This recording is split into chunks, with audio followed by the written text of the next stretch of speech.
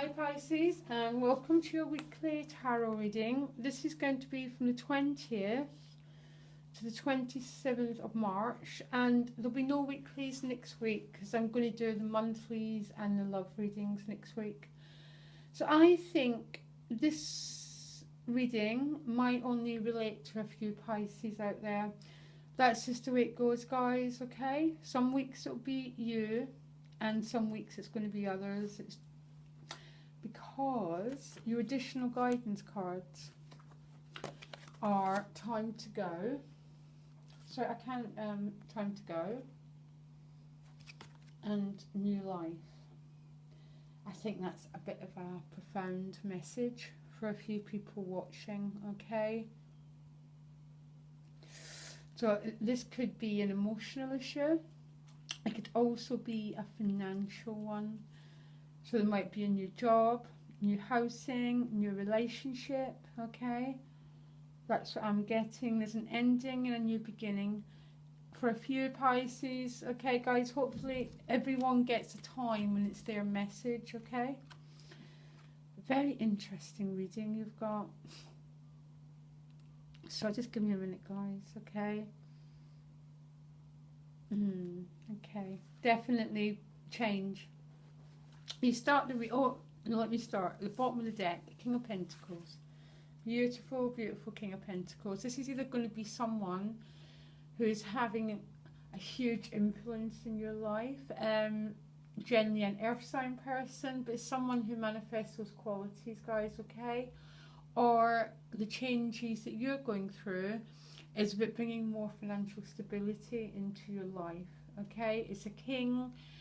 There might be some actions called for if it's a king. The males are always active principles, okay, guys? So, or, I'm getting either, this is either you or it's someone else. But what I like is, regardless of change, because there's definitely an ending for some, you're in such a stable position. You might not feel it, but you are, okay? Because the depth of the reading is the most important part. It's the roots. And the King of Pentacles is just the most beautiful king, okay? He doesn't do anything in a hurry. He's slow. He's stable. Very, very, it's just like nature. So if you plant a seed, it takes time to grow, okay? Nothing's going to happen in a hurry. And your crowning card is the Six of Pentacles. Another very good potentially money card, but it's also sharing with another human being. It's about the flow of give and take. It's about mutuality. It could be exchanging resources, but it's also a really good, it's mutuality. It could be a really honest, straightforward conversation might need to happen, Pisces, with someone, okay? Straightforward. Not as much emotional involvement, a much more practical negotiation might need to happen.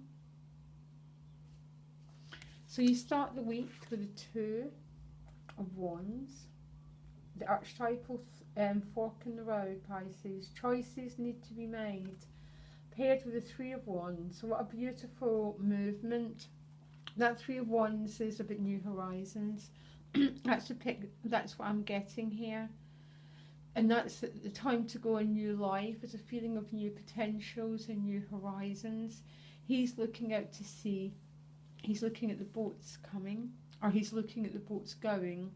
It's open to interpretation, but I've got a feeling, Pisces, many of you are considering new options, new way forward, which is much more expansive, because right next to it is the Ten of Cups, which again, you might be wanting to make opportunities, more expansive opportunities, which take into account your own emotional well-being.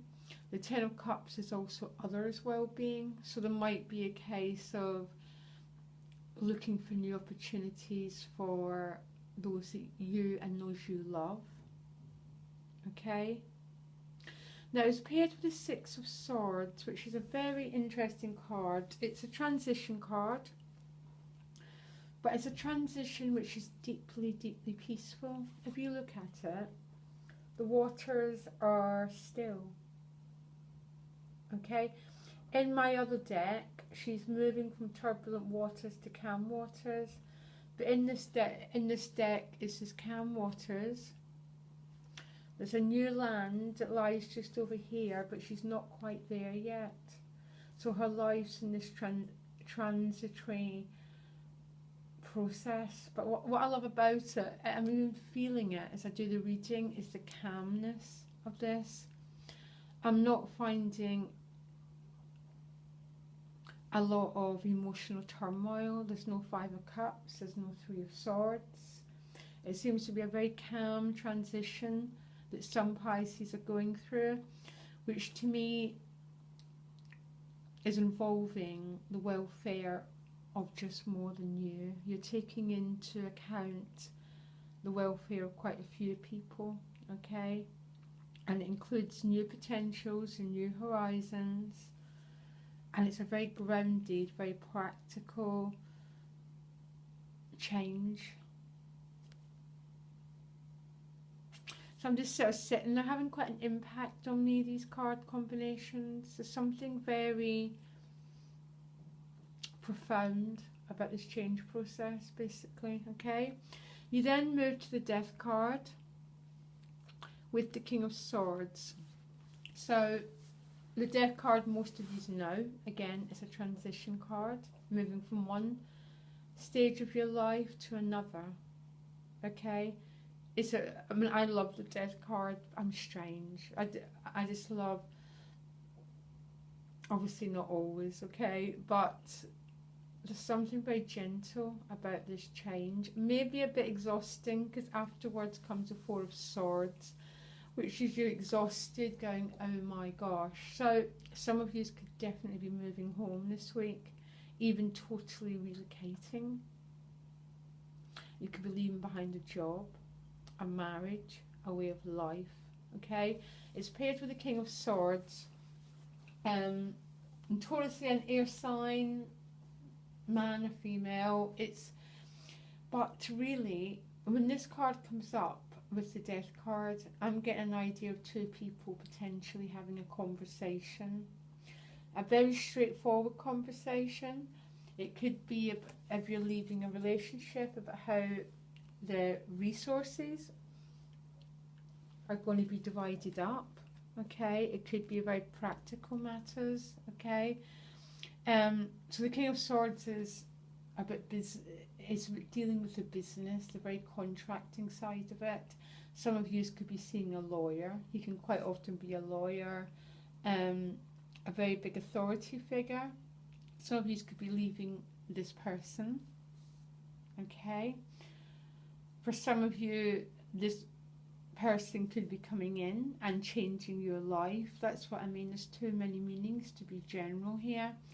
Whatever it is, you're ending the week in exhaustion. You've got the Four of Swords. And it's just like, oh my gosh, rest, recuperation and healing is required. This is about recharging your batteries, okay? But it's paired with the beautiful Queen of Wands.